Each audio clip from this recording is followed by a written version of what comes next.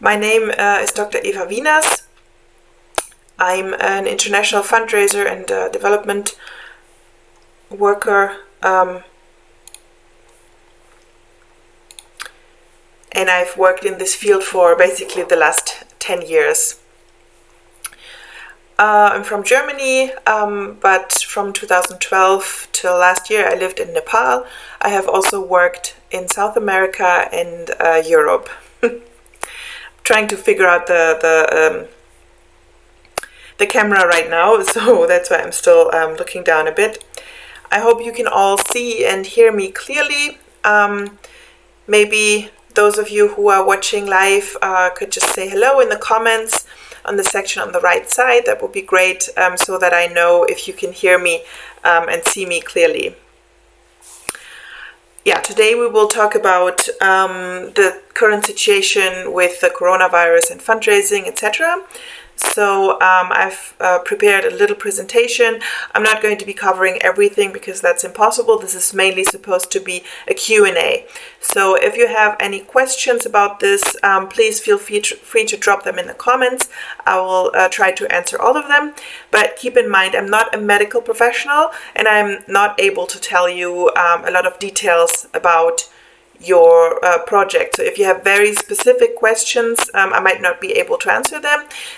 This is supposed to be a webinar more or less about fundraising in these times and how you can pivot, how you can prepare your organization for these new challenges that are arising. Okay, so my computer tells me that it's unable to connect to the chat. Okay, but I see in the other window that some people are there and that you can hear me. That's great. Okay, so I think we will just get started right away with the presentation that I have prepared. Let me see if I can do that.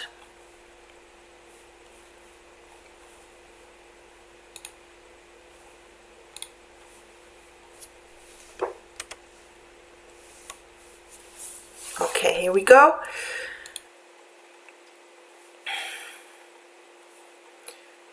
So, COVID-19, the coronavirus, can you help and how can you pivot in this situation? So today in this short webinar, I will try to cover the following topics. What are your next steps? How will fundraising change in these times? And what will happen after the pandemic? So while I'm in the PowerPoint, while I'm in the presentation, I won't be able to see your questions. But if you have any questions, just type them in the comment field and we will have enough time to answer them in the end. So just put them there already and I will get back to them. As I said, this is not supposed to be a coherent, like a comprehensive webinar about everything that's important. I just want to give you some pointers so that you know how to prepare your organization in these crazy times and what your next steps could be. Please always keep in mind that you should follow the guidelines given by the WHO and by your respective countries. So whatever the health departments, whatever your government suggests you do, please follow those guidelines because this is very important that you follow the guidelines that health professionals and scientists have worked out. So this should always be your first priority. But starting, what should be your first steps in this situation? It's crazy. If we think back to February, that's just 2 months ago, and we were in countries of these difficult situations. Organizations have started to step up, have started to adjust, but still many of us are still a little bit confused of what to do. So I think the first step you should do is a SWOT analysis of your organization to see what are your strengths, what are your weaknesses, and can you play a role in this situation? Can you help at all, or is it maybe better to step back? What is your role in this situation? So it's very important that you realize that this is different than any other catastrophe. This is not an earthquake or a tsunami or floodings where you can just rush to the side and start helping, even though this is what we want to do because most people who work in philanthropy have this desire to help and have this strong feeling of wanting to do something. But right now, the best and most important thing might be to step back. informing beneficiaries of what to do, of hygiene guidelines, etc. But maybe this is just not the time for your organization to do actual work, because lockdown orders are strict and they make sense and they help. So be careful that you follow them, and this might mean that right now you don't have a role to play.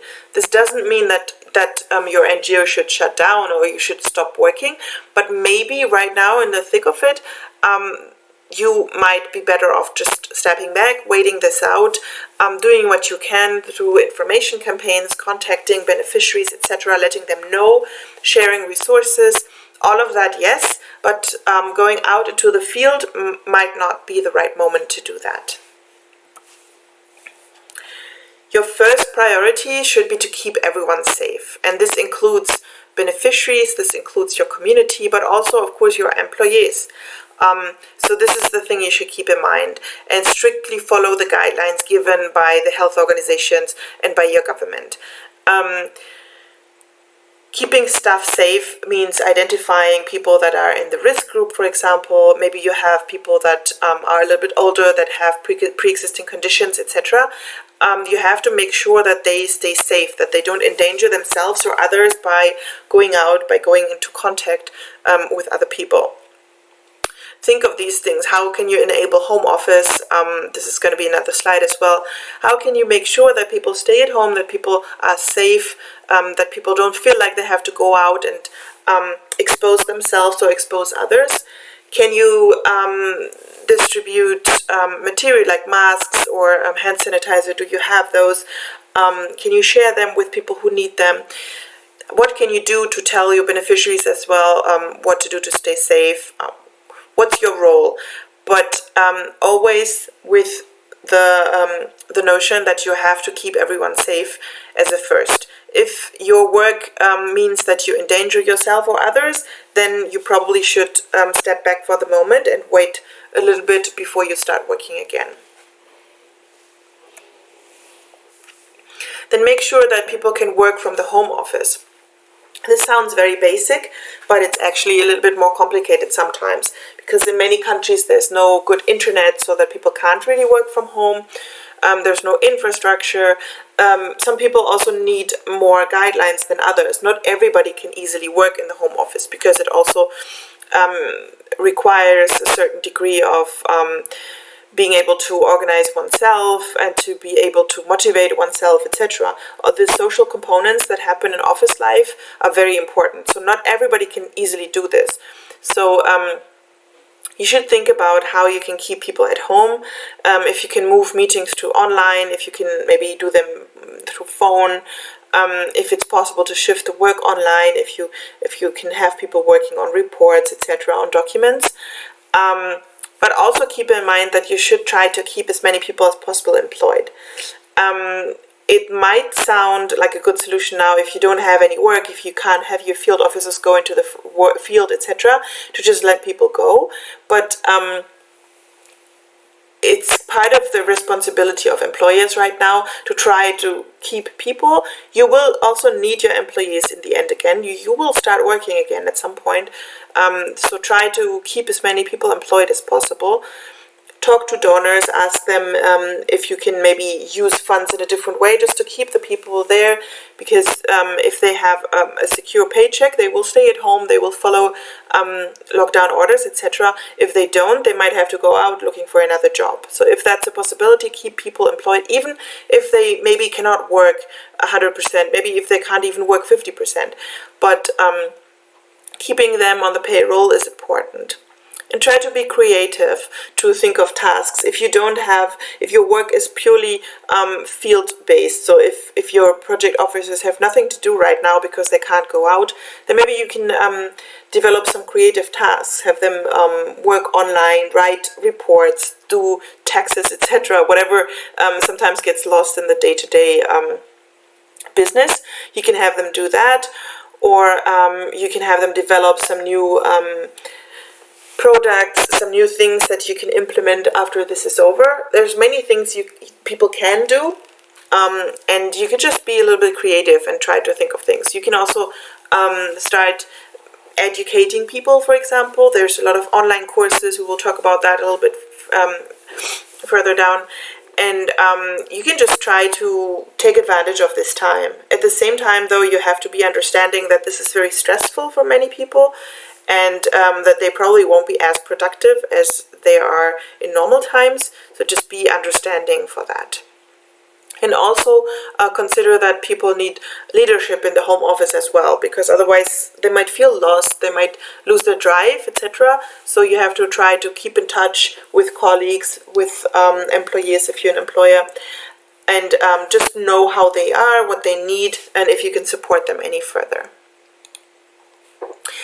Then it's very important right now to connect with people. I know many organizations were in such a state of shock. They kind of hunker down and are not really doing a lot at the moment, but that's a wrong step. You should try to connect with people, keep networking and showing that you're still there. Even if you don't, if you cannot do any actual work right now, you're still there and your work is still valid, so you should still communicate that. It's very important right now to call or contact. Best is call, because a personal conversation, even if it's only through the phone, is worth much more than just an email. But if you don't have those means, if it's not possible, you can still email, text, etc. And get in contact with your partners. Maybe they have other ideas of dealing with this. Maybe they just need someone to talk. You can establish really meaningful connections in the NGO world right now if you start talking with partners, with potential partners. Contact donors, because whatever you decide, if you decide you will stop working for now, or if you decide you will start a different program, or if you want to branch out into a different area, because it's important right now, talk to donors, talk to your former donors, talk to potential donors, just make clear what you're doing, why you're doing it. If you stop your work right now, you have to ask for extensions, etc. Everybody will be understanding right now, but you have to contact them. You can't just assume that they will be okay with everything you do if you don't tell them, if you don't ask. So yeah, get in contact, ask if it's okay, ask for support if you need it, and just let them know that you're still there, that you're working, that you're puzzled and shocked as everyone is, but that you have a plan and that you're trying to tackle the situation. And as I said, connect with your employees, with your colleagues, because they are in the same situation, they're in the same boat. Maybe they just need someone to talk, maybe they are feeling down one day, maybe they need some leadership, maybe they need advice, maybe you need advice, maybe you need someone to talk, etc. Just make these calls, connect with people. It will make you and everybody else feel much better. And even if nothing substantial comes out of it, you will have meaningful connections that might be useful in the future as well. So how will fundraising change in these times? And I think most of you have already noticed that donations are going down, personal donations. And that's because everybody's feeling insecurity, and it's a worldwide situation. So it's not the situation that there's a natural catastrophe somewhere in Asia and Africa, etc. And you can appeal to people in the US or in Europe to make donations, because everybody's in this situation.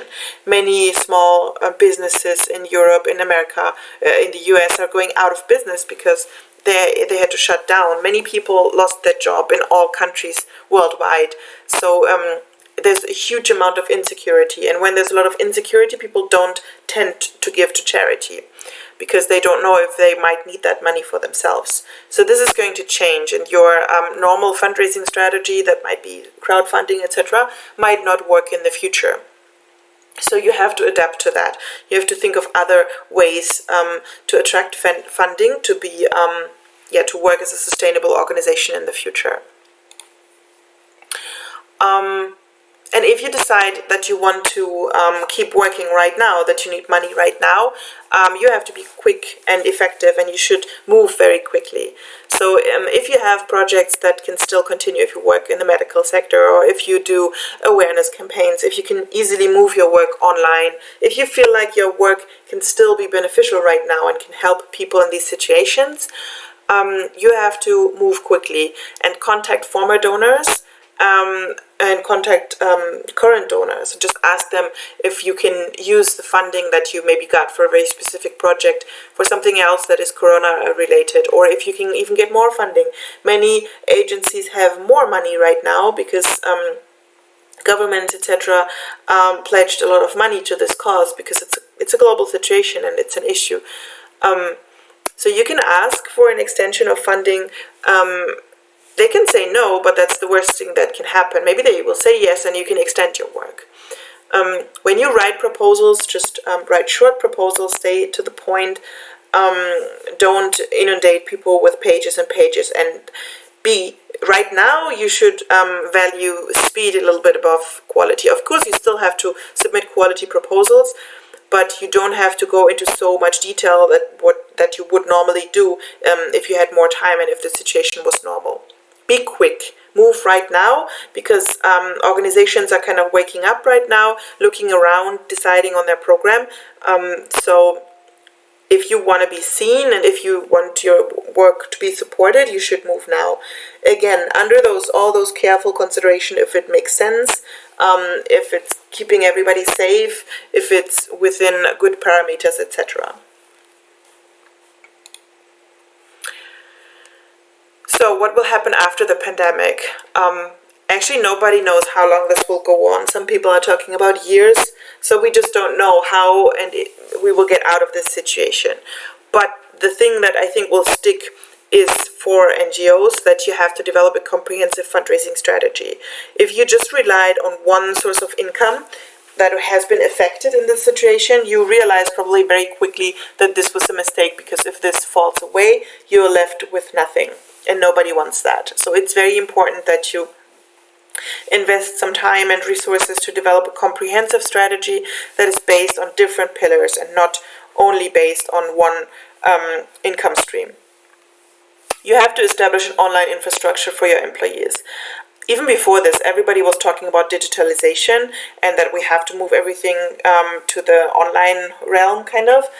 But many people didn't do it. It was dismissed by many still because they said, we can still do this face-to-face. Right now, it's not possible. So for the future, just think of how you can move things and develop a better infrastructure for your employees so that they can easily work from home, that they know what to do, that they can be productive, that you don't have to establish everything again from zero. And develop an emergency plan. If this pandemic told us one thing, is that we're very vulnerable as a world, as a globalized world, and this might happen again. This is probably not the last time that we had this situation. So just develop an emergency plan so that next time you can just jump into emergency mode, and then you know what to do, and your employees know what to do, and beneficiaries know what to do, and everybody can follow this plan. About developing a digital infrastructure, I think this is very important that we don't forget about this once this is over, and then are in the same situation again if this ever happens again. So it will help you to be better prepared next time, and it means that you establish, that you have software, that you establish rules, etc., and that everybody knows how to use it for online meetings, that you have a good system in place for data management so that you can easily work online, so that if someone needs data from the server, etc., that they can connect, that they can share data, that there's a system where you can work together on projects remotely. You need plans for all of this in place. You need a protocol, etc. If it's very easy, if you work in an office and you have a question, just to pop your head into the neighbor's office and ask, how do I do this? Can you help me for a second, etc. When that's not possible, you need a plan in place. You need to know who will answer which email when, etc. And for your staff, you can also move to online education. Of course, this is where we come from. So we've always said that this is much easier. But right now, many NGOs realize that classroom training is not happening, workshops not happening, conferences not happening. So online education is a great alternative to just help your staff members to learn, educate them, and just give them the opportunity to grow and to learn more. So in the end, I just want to quickly plug in our own course program. As you probably know, we sell online courses about everything connected to fundraising. Fundraising from European foundations is one example here. The 5 obstacles on your way to fundraising success, etc. Right now, we also have a free online course about fundraising in times of Corona that is much more detailed than this webinar, than these quick 15 minutes that I did right now. So if you're interested in more information about this topic, please sign up for this course. We will put the link into the comments as well. It's a free online course about fundraising in times of Corona, and it will help you greatly to understand a little bit better what your role will be, and how you can pivot and how you can develop your strategy. Yeah, we always do this with the webinars, so it's still in here. If you see anything that you like, if you want to take an online course with us in this situation, you can get 30% off at any course. So if you feel like right now you want to shift the budget that you had for classroom training, etc., to online training, we can give you 30% off all our courses at the moment. If you're a bigger organization and you're thinking about this, please contact us and we can find a solution if you're in need for online courses for more of your employees. So the coupon code you can use is PFN users. And with that you will get 30% off all courses in our online school, and we will post the link to the school in the comments as well, and you can also find it on proposalsforngos.com or on philantropia.org. Okay, so we are getting to the end of my presentation, so now it's time for questions. And yeah, thank you very much for attending this webinar. Make sure to check out our course program if you want to learn more.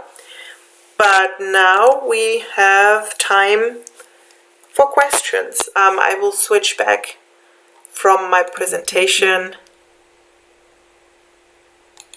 to face mode, so you can see me again. And I will try to check comments if there's any questions that need answering that you would like answered. You can just type all questions that you have into the field on the right side, and I hope that I can see them. It's a little bit slow sometimes, but I just hope they will pop up eventually. Some questions that we usually get are, and that I've also seen in the Facebook group, is about how to find donors in these times. So it's a little bit the same as donor research always. So just follow donors and agencies, because they publish right now how they want to support projects in these crazy times. And then normally there's a call attached and you can just quickly apply for funding. Normally right now proposals don't have to be as detailed as they normally would have to be. So you can just send 2 pages, 3 pages, or something very quick. Normally you always have to include a budget, of course, a timeline. When you think about the budget and activities in general, just try to make it a little bit more open, because you just don't know what will happen. As we see now, the situation has changed completely from 2 months ago, and we don't know what will happen within the next 2 months. So in 2 months again, the situation might look very different. So you don't want to corner yourself in. You don't want to be too specific, and then in the end you don't know how to implement what you've promised, or you need to shift focus again because the situation has changed. So you don't want to put yourself in a corner. So don't be too specific. Try to keep a little bit of openness to your activities and to your budget line items, so that you have the flexibility that you might use. And I would think that donors are more open to that right now as well.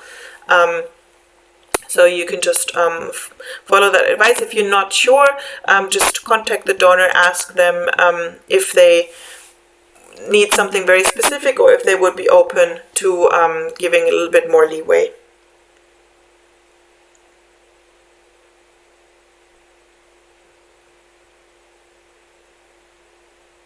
Okay, so I got another question that I don't see here, but I just received on my phone. We have asked our employees to work from home, but it's getting difficult for us to pay them. How do we sustain? This is one of our biggest problems. Yes, so I've shortly addressed this before. it is a very important issue, because you should try to keep your employees on your payroll if possible at all. And yeah, as I can see in this message, you understand that, and it's important, but it's not that easy. You can try, if you get funds from donors, contact them. Many times donors exclude core cost from the cost that can be paid with grant money. Right now, I'm sure they're more open to that. So you just ask them if you can use money that was dedicated to a project before to pay your staff. If you can repurpose the money. And I'm sure that most donors will be open to that. Just try to use that money for that. You can also dig a little bit into your savings if that's possible, because once this is over, you will need the staff. No, you can't just let them go and then hope to get the same quality of people back once this is over. This will hurt you if you lose people right now. So yeah, try to be a little bit creative with the budget. Talk to donors. Also, you can, if you don't have any money, you can clearly tell them, look, if we don't get any more support, we have to let people go. We don't want to do that. Can you help us? And maybe donors will be happy to support, because they also know that that's a huge, that will have a huge impact if people can stay employed, if they can stay at home without being scared to lose their paycheck. That will contribute to the security of the situation. So maybe donors will be open for that as well. And you can also look around. Maybe there's even some grants specifically for that, for paying people that can't work right now and when there's no funding. You can also have people try to be creative. If your staff is staying at home and can't work in the projects anymore, you could ask them to look around for grants, for support, etc., to write proposals, and maybe they can even make the money to pay them themselves this way. Now I see another questions. You can see there are many calls for proposals for research and not so many for supporting needy people. Yes, that's true, because right now everybody wants to solve the situation, and we see in many developing countries, the poor people are not taken into account, that suffer most under the lockdown. And we can even see that in developed countries like the US, where it's a huge problem. You have to look out, because there will be more grants supporting poor people. There are also many crowdfunding campaigns, and I know that I've said before, crowdfunding campaigns don't work that well, and they don't work that well, it's true, but still people are compassionate for other people who are poor, who are suffering. So for those programs, you could still try to start crowdfunding campaigns. You can contact organizations like the Red Cross, Red Crescent, etc., because they do support needy people. In general, yes, there's a lot of money thrown into research right now, of course, because that's also what is needed, because to be able to get out of the situation at some point, we need a scientific solution. We need a vaccine or some treatment, etc. So it's understandable, but there are also other grants if you extend your focus of research a little bit. And like I said, if you try crowdfunding and contact some organizations that work in the social sector, they might be able to help you.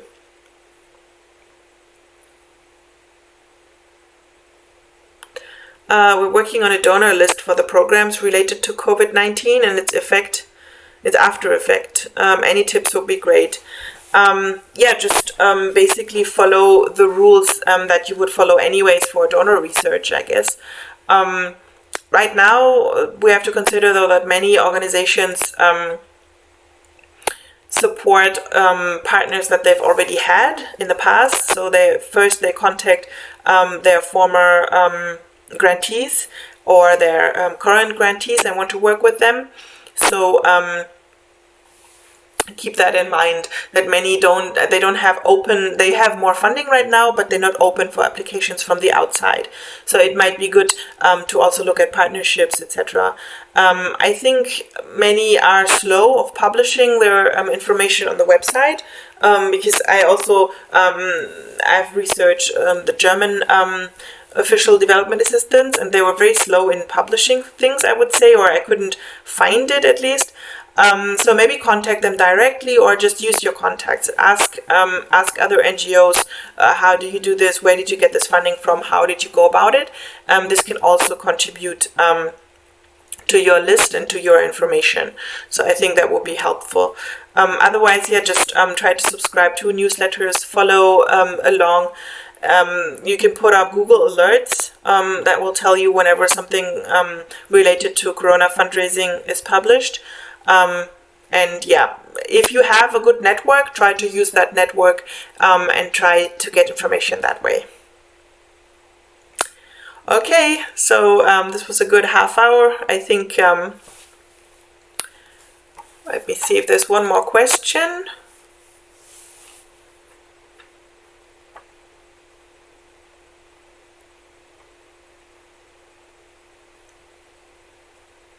Yeah, that we have one more question.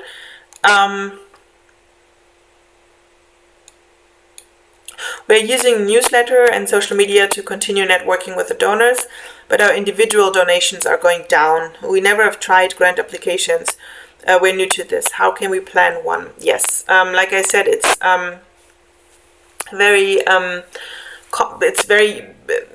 it's common right now that individual donations go down because everybody's experiencing insecurity, and so donations will also be down for a while.